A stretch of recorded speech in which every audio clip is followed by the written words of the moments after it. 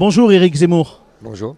Merci beaucoup d'être avec nous sur Objectif Gare. À mes côtés, Coralie Mollaret, notre journaliste politique. Bonjour Coralie. Bonjour Monsieur Zemmour. Bonjour. Alors dans les interviews avec Madame Mollaret, on a toujours une tradition, c'est Coralie qui ouvre le bal et elle pose une question, ce qu'on appelle politiquement coquine. On démarre avec cette question. Si je vous dis, elle peut vous remercier chaleureusement, de qui je parle? C'est une femme, responsable politique, au niveau national. Je sais pas. je Je sais ce que vous allez me dire. Je vous vois venir avec vos gros sabots, mais... Alors non, j'ai mis des claquettes aujourd'hui. Mais bien sûr, alors, je vous parle de Marine Le Pen. Mais pourquoi je vous dis ça? Parce que grâce à vous, à vos propositions qui sont un peu plus dures, loin du politiquement correct, comme vous le dites, vous l'avez un petit peu normalisé, centralisé. Et dans le Gard, puisqu'aujourd'hui vous êtes dans le Gard, 4 députés sur 6 sont RN. Pourquoi ça a mieux marché avec Marine Le Pen selon vous? J'entends ça depuis 1 an. C'est pour ça que je disais que je vous voyais venir avec vos gros sabots. C'est la première fois qu'on vous interroge. Je sais, mais vous répétez ce que disent tous les médias depuis 1 an. Et je ne suis pas d'accord avec ça. C'est d'ailleurs pour ça que j'ai écrit mon livre. Parce que je ne suis pas d'accord avec cette vision. Maintenant, puisque c'est la doxa médiatique, forcément, elle a une espèce de vérité par le fait. Puisque les médias ont la puissance de l'imposer à Mais la en tout cas, population. sur les faits, aujourd'hui, il y a 4 députés RN sur 6 dans le département du Gard. Comment vous Je n'en l'analysez? disconviens pas. Vous savez, je pense que Marine Le Pen elle-même ne le sait pas puisqu'elle n'a pas fait campagne pour les législatives. Donc il y a une part de chance. Il y a aussi le fait que j'ai convaincu beaucoup de gens qui refusaient de voter pour le Rassemblement national que il fallait se rassembler, qu'il fallait rassembler le peuple de droite, qu'il fallait rompre pour le cordon sanitaire, et que ces gens-là m'ont entendu. Mais voilà. Ça n'a pas été suffisant? Il vous manquait peut-être du temps? Non, simplement, il y a eu... on va pas reprendre ça. Vous me lirez dans mon livre, j'explique comment la guerre en Ukraine a changé complètement le cours de la présidentielle. Et après la présidentielle, les législatives sont la conséquence de la présidentielle. Maintenant, pour le discours habituel, je ne suis pas plus dur que Madame Le Pen. Je suis simplement plus convaincu. Moi, je suis fidèle à mes convictions. Je ne change pas d'avis en fonction des sondages. Et je suis mes idées et sans en changer. Voilà, c'est tout. Après, chacun suit sa voie. Peut-être puis sur voilà. des ambitions Oui. dans le département du Gard, Aujourd'hui, quelles du Parti sont-elles? Reconquête. Mais vous savez, je pense que dans le département du Gard, comme partout ailleurs, nous avons une équipe militante absolument remarquable. Ce qui est la grande ironie de cette séquence politique, c'est que nous sommes le parti le plus récent et que nous avons recréé une réalité partisane, militante, qui n'existe plus dans les partis beaucoup plus anciens, à droite en tout cas. Pas au Rassemblement national qui et réunit de aussi LR, beaucoup de et monde. de LR, où il n'y a plus beaucoup de militants. Et en revanche, chez nous, il y en a beaucoup, et des actifs, et des dynamiques. On parle de Nîmes, bien évidemment, qui est la capitale du département du Gard. Vous avez ouvert d'ailleurs votre discours, votre meeting aujourd'hui sur le sujet, puisque Nîmes a été marqué cette semaine par la fermeture de la médiathèque Marc Bernard dans un quartier populaire de la ville. Sous fond de trafic de drogue, concrètement, comment on fait, Monsieur Zemmour, pour régler ce problème définitivement et éviter que en fait, ça déplace le problème à un autre endroit? Déjà, on emploie les bons mots. Et on ne parle pas de quartier populaire comme vous le faites, mais de quartiers islamisés. Parce que c'est le premier problème. C'est-à-dire que ces quartiers ont été complètement islamisés par la population qui a fait fuir les Français de souche et les immigrés européens. Et aujourd'hui, Même si ce n'est pas l'immigration là qui est en cause, c'est plutôt les trafics de drogue. mes chers monsieur, qui trafique la drogue? Si ce n'est les enfants de l'immigration maghrébine et africaine. Enfin, il faut être lucide. Donc, Et pourtant, si je peux me permettre, malheureusement, ceux qui le subissent, ce sont aussi alors ceux que Non, vous citez. il y a ceux qui le subissent et ceux qui en vivent. En vérité, dans ces quartiers, c'est une économie qui est complètement autonome. Il y a des trafics. Ces gens-là sont la police de ces quartiers, ces trafiquants de drogue. Et en même temps, ils nourrissent tous ces gens. Je veux dire, on sait bien que il y a le petit jeune qui donne l'alerte et qui est payé. Il y a la maman qui va cacher Alors ça, c'est de vrai, la vous drogue. avez raison, il y a un Il y a toute système, une- mais il y a toute une malheureusement, ceux économie. qui habitent ici ont peur et le subissent. On a fait un micro-trottoir sur le marché de Pissevin, justement, la semaine dernière, et malheureusement, eux ont peur et le subissent au quotidien. Vous avez La raison. discrimination à l'embauche parce Vous qu'on avez vient de raison, Pissevin à Nîmes. vous avez raison, mais c'est vous aussi savez... une Et les réalité. solutions, c'est lesquelles, selon Les- vous les Demain, vous êtes solutions- président, ouais, vous faites quoi? Les solutions, il y a deux types de solutions. Le premier type de solution, c'est de lutter vraiment efficacement et impitoyablement contre les trafiquants de drogue et de ne pas donner comme consigne à la police de ne rien faire, parce que c'est ça qui se passe aujourd'hui.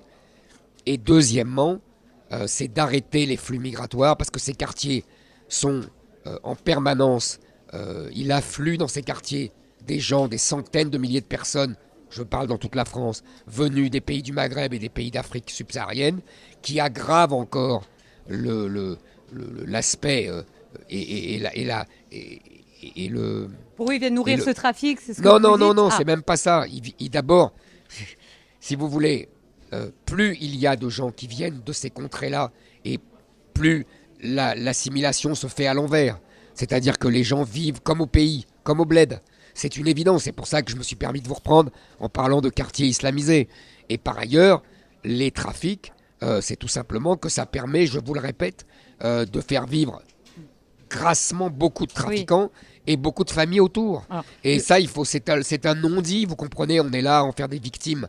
Il Bah y non, a parce des qu'aujourd'hui, victimes. vous pouvez Il y a des l'exprimer. victimes, Vous pouvez il y a des l'exprimer. victimes, il y a des gens qui en subissent. Il y a d'ailleurs des Français qui n'ont pas pu quitter ces quartiers et qui en subissent encore plus parce qu'ils ne reconnaissent plus leur quartier. Ils ont l'impression de vivre dans un pays étranger et en plus, ils sont martyrisés et par des trafiquants de drogue sans Après, pitié. leurs enfants participent aussi peut-être au trafic de drogue. Hein. Ça dépend lesquels. Juste, on va passer peut-être à un autre sujet parce Oui, que c'est oui, vrai de que toute façon, on n'a pas le beaucoup temps de temps. nous est compté. Mais un mot sur quelqu'un que vous connaissez bien pour le coup et qui est du Gard. Donc je parle bien sûr de Gilbert Collard, député européen qui vous a soutenu pendant la présidentielle. Il a dit que vous aviez tout raté et que vous aviez surtout un destin d'écrivain et pas de responsable politique. Est-ce qu'il a raison, Gilbert Collard? Bah écoutez, si moi j'ai tout raté, lui il a tout raté puisqu'il m'a soutenu. Vous savez, je ne réponds pas à ces aigris qui passent leur temps à me taper dessus parce que ils regrettent leur choix politique. Je leur ai rien demandé. Ils ont fait un choix politique qu'ils l'assument. Moi, j'assume le mien. Il a On dit parle que des vous étiez un européennes, bon peut-être écrivain. Coralie, un mot Oui. rapide. Parce que Gilbert Collard, il a dit aussi que Marion Maréchal Le Pen, que nous avons d'ailleurs reçu sur le plateau d'Objectif Gard, devait vous remplacer. Qui va tirer la liste aux européennes? Mais nous verrons bien, nous verrons bien. Vous savez, Marion Maréchal serait une très bonne idée. Je pourrais aussi tirer la liste. On verra bien. Vous savez, on a le temps. Est-ce que vous avez vu les autres partis Il n'y a pas de tête de liste Mais quel processus décidée. vous allez adopter pour choisir? Mais- C'est les militants qui vont voter? Non, non, je déciderai. Moi, je ne suis pas C'est chez les vous Verts. qui décidez. Donc voilà, je déciderai, mais j'en discuterai évidemment avec Marion Maréchal et avec les autres membres du bureau exécutif, les vice-présidents, Guillaume Pelletier, Tarak Mais in Napos, fine, la Stanislas décision Rigaud. finale, c'est la Voilà, vôtre. la décision finale, c'est la mienne. En un mot également, lors de votre meeting aujourd'hui, vous avez parlé, comme à chaque fois, d'immigration, d'identité, le grand remplacement, qui était un des thèmes de la pré-campagne de la présidentielle. Et puis, à travers le drame qui s'est déroulé à Annecy, vous avez une nouvelle fois employé le mot de francocide.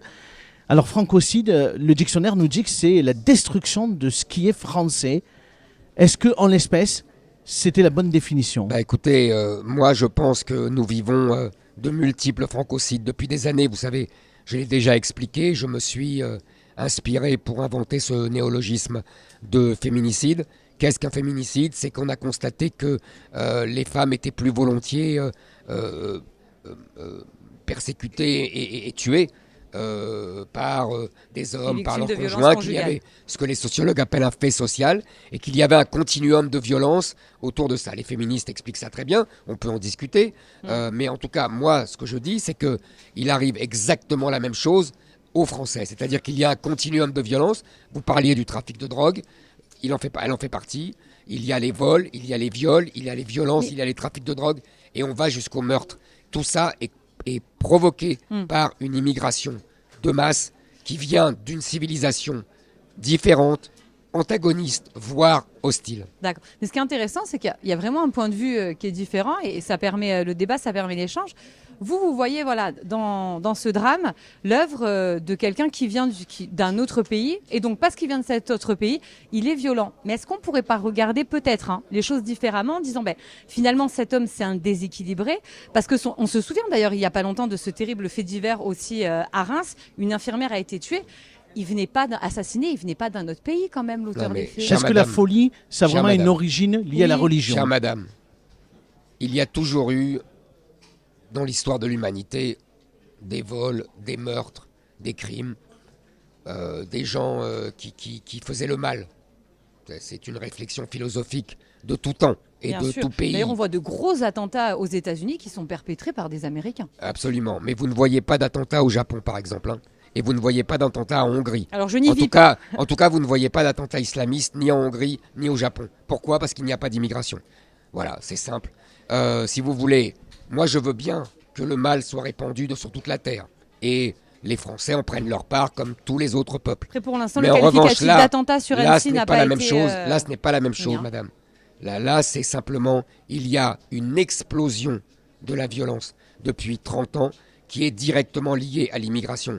Tout le monde le sait, tout le monde le dit. C'est l'immigration ou la précarité? Monsieur Darmanin C'est un lui-même débat. le dit. Madame, si vous en êtes encore là, vous me rajeunissez, remarquez. Parce que c'était les bêtises qu'on sortait dans les années 80. Donc au moins, j'ai l'impression d'être plus jeune. On arrive au bout de cet entretien. Merci à vous. Monsieur Zemmour, juste rapidement, Coralie Oui. voulait vous poser une ou deux questions très vite sur l'actualité nimoise et gardoise. Alors rapidement. en fait, c'est des questions sympathiques, bonus, parce qu'on sait que vous adorez l'histoire. Alors vous n'êtes pas obligé de tout savoir, mais on peut non, quand même surtout pas. tenter. Oh, la c'est- première, ça devrait aller. C'est le qui suis-je de l'histoire du Gard. Alors, je suis un monument, écoutez bien, âgé de plus de 2000 ans, et je suis candidate pour être inscrite au patrimoine mondial de l'UNESCO. Franck-Olivier Gisbert est mon parrain. le pont Qui du Gard. suis-je? Les arènes de Nîmes. Non, il y aura le troisième. La maison, La maison carrée. carrée. La maison carrée. Les arènes ont aussi 2000 Et ans. une on vous dernière l'accorde. question rapide, Coralie. J'ai accepté la venue des colonisateurs à l'époque, les Romains, en échange de leur protection à Nîmes. Qui suis-je? La Gaule. Exactement, et les Gaulois de Nîmes s'appelaient les Volques arécomiques. Vous voyez d'ailleurs, et à l'époque on disait à Rome, fais comme les Romains. C'est exactement ce que je demande à tous les gens qui sont immigrés en France et qui sont Je suis enfants pas sûr que d'immigration. les Gaulois aient fait comme les Romains, mais bon. Si, ils sont devenus comme les Romains, cher madame. Merci beaucoup, Éric Zemmour.